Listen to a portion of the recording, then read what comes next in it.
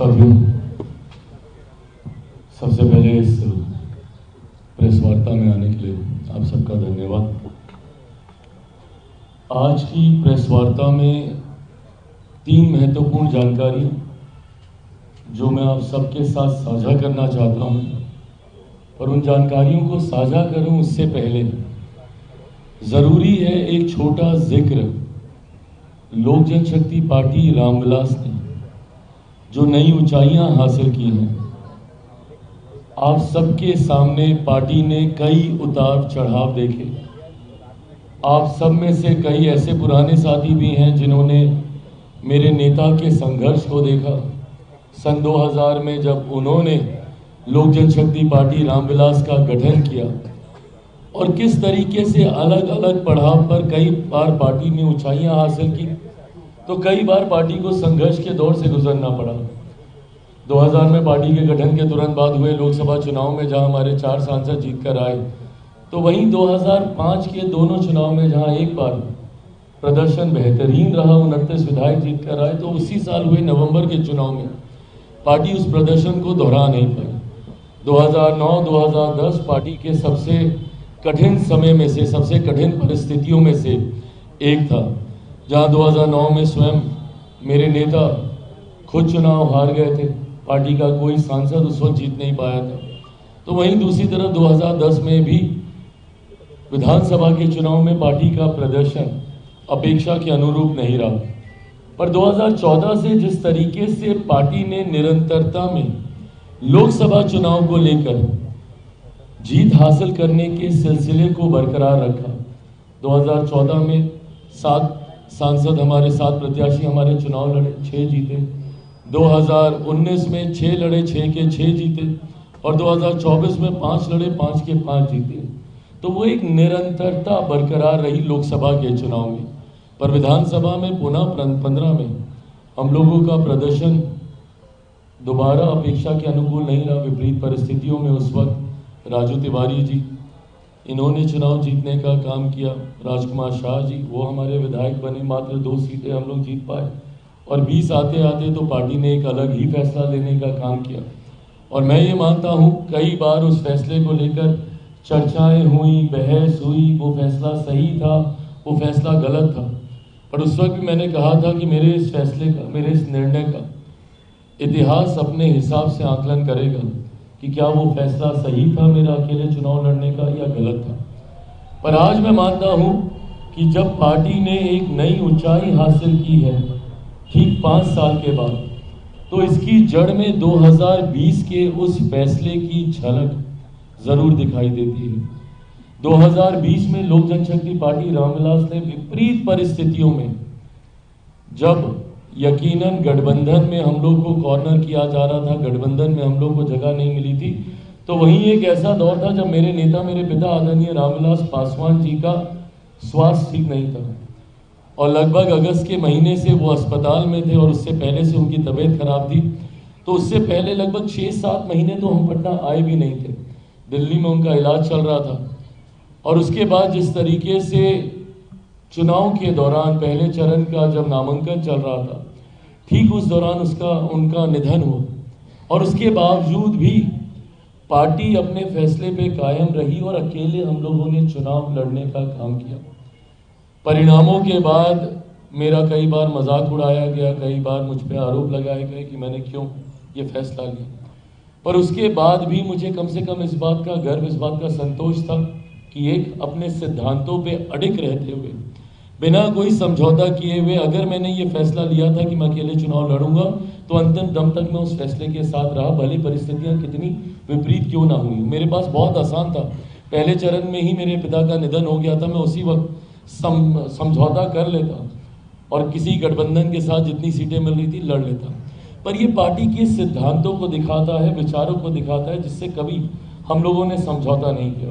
विपरीत परिस्थितियों में भी चुनाव लड़ते हुए 137 सीटों पे हम लोगों ने चुनाव लड़ने का काम किया और पार्टी ने लगभग 6% का मत हासिल किया। मैं बिना किसी के ऊपर कोई आरोप लगाए हुए या उंगली उठाए हुए, कई और राजनीतिक दल हैं जो कि सालों से मेहनत कर रहे थे और पूरे प्रदेश में उन्होंने चुनाव लड़ने का काम किया, पर 3% के आसपास भी नहीं पहुंच पाए। वहीं एक ऐसी पार्टी, क्योंकि ये कंपैरिजन ज़रूरी है, क्योंकि बिना किसी तैयारी के जब मेरे पिता हॉस्पिटल में थे, कोविड का समय चल रहा था, उसके बावजूद बिहार की जनता ने आप पे इतना विश्वास किया और आपको 6% का मत तब दिया जबकि आप 100+ सीटों पर अभी चुनाव लड़े ही नहीं थे। और अगर 100+ सीटों पर अगर आप लोग चुनाव लड़ जाते तो मैं ये मान के चलता हूं कि हमारा मत प्रतिशत 10 से 12% का होता। ये ताकत लोक जनशक्ति पार्टी रामविलास की रही है। उसके बावजूद भले हम लोग एक विधायक हम लोग जीते, पर जिस तरीके से पार्टी ने बिहार के हर एक जिले में संगठन को खड़ा करने का काम किया, उसी का परिणाम है कि आज 2025 में जिस तरीके से इतनी प्रचंड जीत एनडीए को मिली है। और आप एनडीए के विधायकों से चर्चा कीजिएगा, बात कीजिएगा, भले वो भारतीय जनता पार्टी के हों, जनता दल यूनाइटेड के हों, मांझी जी की, उपेंद्र जी की पार्टी के हों, हर किसी का ये कहना कि भैया भर भर के झोली में हम लोग के वोट आया है। उसका कारण ये रहा कि इन 5 सालों में पार्टी ने निरंतरता में अपने उस मत प्रतिशत को और बढ़ाने का काम किया जो 2020 में हम लोगों ने हासिल किया था। और इस बार महज 29 सीटों पे चुनाव लड़ते हुए भी हम लोग 5% के आंकड़े तक हम लोग पहुंचे।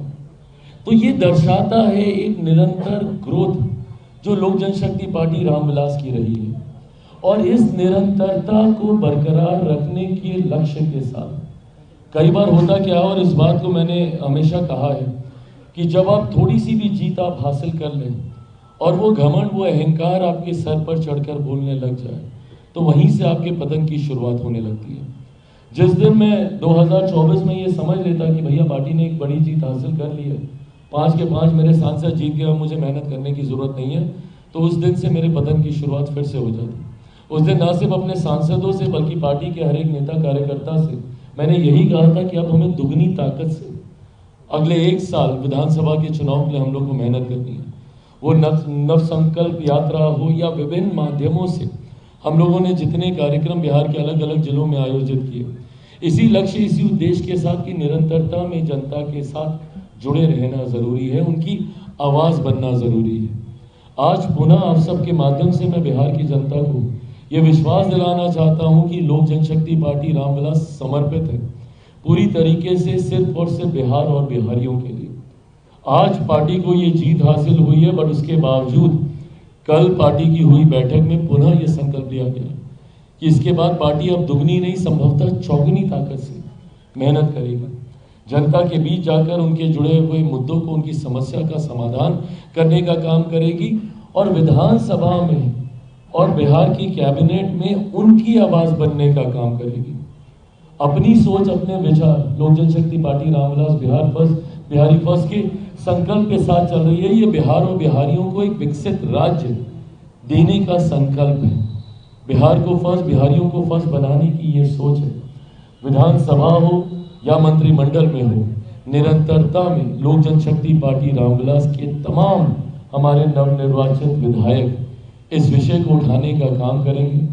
मंत्रिमंडल में हमारे मंत्रीगण के साथी इन विषयों को उठाने का काम करेंगे और जनता के साथ लगातार ये संवाद बना रहे, इस बात के लिए मेरी पार्टी का हर एक कार्यकर्ता, हर एक नेता संकल्पित है। और इसी सोच को आगे रखने के लिए हम लोगों ने ये फैसला लिया है। और जो 3 जानकारी आप सबके साथ मैं साझा करना चाहता हूं, उसमें पहली जानकारी है कि एक खूबसूरत संजोग है कि परिणाम एक ऐसे समय आए हैं जब लोक जनशक्ति पार्टी रामविलास का स्थापना दिवस की दहलीज पर हम लोग मौजूद हैं। 28 नवंबर को मेरे नेता आदरणीय रामविलास पासवान जी ने सन 2000 में लोक जनशक्ति पार्टी रामविलास की स्थापना करने का काम किया था और आगामी 28 तारीख को एक मिली नई जीत के साथ भव्य तरीके से पटना में इस कार्यक्रम का आयोजन किया जाएगा। 28 नवंबर को पटना में कहां पर, कितने बजे ये कार्यक्रम होगा, ये आने वाले दिनों में पार्टी के प्रदेश नेतृत्व द्वारा ये जानकारी साझा की जाएगी। अशरफ अंसारी जी, राजू तिवारी जी के द्वारा ये तमाम जानकारी आप सबके साथ साझा की जाएगी। आगामी 28 तारीख को भव्य तरीके से पार्टी का स्थापना दिवस, जहां पर एक बार फिर से मेरे नेता, मेरे पिता आदरणीय रामविलास पासवान जी के विचारों को आगे लेकर चलने के संकल्प को दोहराते हुए मेरी पार्टी का हर एक विधायक आगामी दिनों में हम लोग की क्या रणनीति रूपरेखा होगी उस पर हम लोग चर्चा करने का हम लोग काम करेंगे। जैसा मैंने कहा कि जनता के साथ निरंतरता में जुड़े रहना ज़रूरी है। कोई भी मेरा पार्टी का नेता कार्यकर्ता बंद कमरे में एसी चलाकर बैठे और चर्चाएं करे, ये मुझे स्वीकार नहीं। And I would want to lead by giving examples. मैं खुद उदाहरण स्थापित करने पे मैंने विश्वास किया है और मैंने पार्टी के नेता कार्यकर्ताओं को हमेशा बस इतनी आग्रह की है कि जितनी मेहनत मैं कर रहा हूँ बस उतनी करिए, ना मुझसे 1 मिनट ज़्यादा करने की ज़रूरत है, बट मुझसे 1 मिनट कम कीजिएगा तो मुझे ज़रूर एतराज़ होगा। ऐसे में आगामी नववर्ष की शुरुआत में ही जनवरी से ही, क्योंकि दिसंबर में फिर पार्लियामेंट चलेगा और उसके बाद बड़े दिनों की छुट्टियां होती हैं, तो हर कोई स्वाभाविक है अपने घर परिवार के साथ वो समय बिताता है।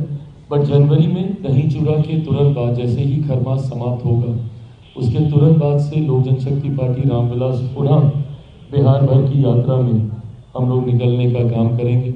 बिहार की जनता को सबसे पहले तो धन्यवाद देते हुए, जिस तरीके से प्रचंड जीत बिहार की जनता ने एनडीए के प्रत्याशियों को देने का काम किया है, तो ये यात्रा दही चूड़ा के तुरंत बाद हम लोग शुरू करेंगे। और जहां पर एक बार फिर से जनता से संवाद साध कर आने वाले 5 सालों में अब इसको एकदम माइक्रो लेवल पर लेकर जाया जाएगा कि उनके इलाकों की छोटी छोटी समस्या, बिहार फर्स्ट बिहारी फर्स्ट में ज़रूर हम लोगों ने बड़ी चर्चाएं की, बट छोटी छोटी समस्या, पुल पुलिया की हो, नली नाले की हो, सड़क बनाने की हो, जो विधायकों के माध्यम से प्रशासन की मदद से तत्काल प्रभाव से जिसको हम लोग सुनिश्चित करा सकते हैं। ऑफकोर्स बड़े एजेंडा सरकार के रहे हैं जिसका जिक्र हम लोगों ने संकल्प पत्र में किया है, और उस संकल्प पत्र में लोक जनशक्ति पार्टी रामविलास के बिहारी फर्स्ट का भी जिक्र है। उसमें कई एजेंडा हम लोग के जोड़े गए, तो यकीनन वो बड़े विषय आने वाले 5 साल में तो ज़रूर धरातल पर उतरेंगे ही। 1 करोड़ रोजगार देने की हम लोगों ने बात की है, बिहार के हर एक जिले में उद्योग खोलने की हम लोगों ने बात की है, तो उन पर तो ज़रूर काम करेंगे।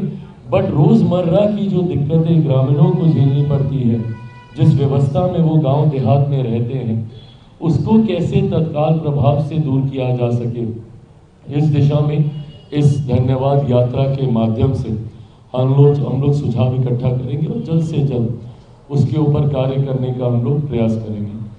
अंतिम घोषणा में एक महत्वपूर्ण जानकारी जिसपे पार्टी के प्रमुख सदस्य कुछ समय से हम लोग कार्य कर रहे थे और लगभग उसको एक अंतिम स्वरूप दिया जा चुका है। ऐसे में आज मैं फ्लैग ऑफ करना चाहूँगा इस विषय को, क्योंकि मेरे लिए वो काफ़ी ज़्यादा महत्वपूर्ण था। मेरे नेता, मेरे पिता आदरणीय रामविलास पासवान जी ने लोक जनशक्ति पार्टी रामविलास के गठन से पहले उन्होंने दलित सेना का गठन किया था, और दलित सेना को हमेशा लोक जनशक्ति पार्टी रामविलास की रीढ़ माना जाता था, ब्रेन बिहाइंड द पार्टी माना जाता था। हमेशा दलित सेना ने लोक जनशक्ति पार्टी रामविलास के की रूपरेखा तैयार करने में, रणनीति तैयार करने में एक अहम भूमिका निभाने का काम किया। 83 में दलित सेना का निर्माण किया गया था। आज भी मेरे पास वो तस्वीरें हैं जब मैं साल भर का हूँ और अपने पिता की गोद में हूँ जब उन्होंने इसकी स्थापना की थी। दुख मुझे इस बात का ज़रूर था कि पार्टी के साथ साथ दलित सेना भी उन महत्वाकांक्षी लोगों के द्वारा छीन ली गई थी, जिन्होंने सिर्फ मेरे नेता के विचारों के ऊपर अपनी महत्वाकांक्षाओं को खड़ा करने की सोच के साथ पार्टी और दलित सेना को हड़पने का काम किया था। आज मुझे खुशी है कि जहां लोक जनशक्ति पार्टी रामविलास ने एक स्वतंत्र पहचान और पुनः मेरे नेता जिन ऊंचाइयों तक पार्टी को देखना चाहते थे उसकी सीढ़ी चढ़ने की शुरुआत कर दी है, तो ऐसे में दलित सेना हम लोगों से दूर रहे, ये अब स्वीकार्य नहीं है। ऐसे में लोक जनशक्ति पार्टी रामविलास के हमारे बिहार प्रदेश के प्रभारी जमुई से हमारे सांसद अरुण भारती जी और इनके साथ तैयार की गई टीम के ऊपर ये जिम्मेदारी दी गई है कि पुनः दलित सेना का गठन किया जाएगा, पुरानी विचारधारा पर नए स्वरूप के साथ, मेरे नेता के सिद्धांतों को आगे लेकर जाने की सोच के साथ एक नई टीम जिसमें यकीनन मेरे नेता के हर वो पुराने साथी सहयोगी उसमें एक मजबूत भूमिका निभाएंगे जो संभवतः स्थापना काल से दलित सेना के साथ रहे हैं। लोक जनशक्ति पार्टी रामविलास के साथ अब दलित सेना रामविलास भी उतनी ही मजबूती से नॉन पॉलिटिकल ऑर्गेनाइजेशन होने की वजह से अनुसूचित जाति जनजाति से जुड़े हुए तमाम विषयों को मजबूती से हर मंच पर उठाने का काम करेगी। आज भी अफसोस होता है, मैं एक ऐसे समाज की कल्पना करता हूं जहां जात पात धर्म मजहब से उठकर लोग एकजुट होकर समावेश की सोच के साथ आगे बढ़ने का काम करें। पर ऐसे में आज भी इस बात को देखकर अफसोस होता है जब जाति के आधार पर आपके साथ भेदभाव किया जाता है।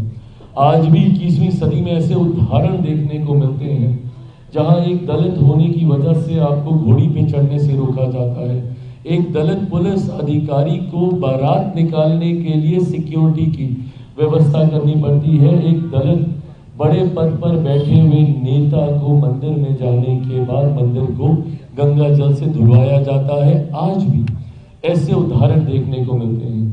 दलित सेना ने हमेशा से इस बात को लेकर संघर्ष करने का काम किया है ताकि जाति के आधार पर किसी के साथ किसी तरीके का भेदभाव नहीं हो और एक इक्वालिटी की भावना के साथ समावेश की सोच के साथ सब आगे बढ़ने का काम करें। पुनः उसी सोच को आगे बढ़ाने का काम दलित सेना करने का काम करेगी। दलित सेना का ये गठन कब किया जाएगा, औपचारिक इसकी घोषणा कब होगी, कैसे होगी, समय समय पर इसकी जानकारी आप सबके साथ साझा की जाएगी। पर मेरे लिए दलित सेना का पुनः गठन आवश्यकता थी क्योंकि मेरे नेता की पहचान दलित सेना से रही है।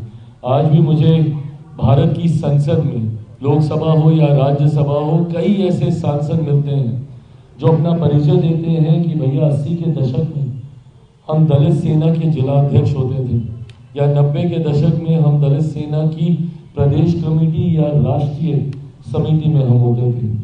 और आज मुझे खुशी इस बात की भी है कि एक समय पर दलित सेना के प्रदेश अध्यक्ष की जिम्मेदारी जिस व्यक्ति ने निभाई, आज वो लोक जनशक्ति पार्टी रामविलास की तरफ से बिहार मंत्रिमंडल में लोक जनशक्ति पार्टी के मंत्री के तौर पर वो प्रतिनिधित्व कर रहे हैं। मैं संजय पासवान जी का मैं जिक्र कर रहा हूँ। इनके पास दलित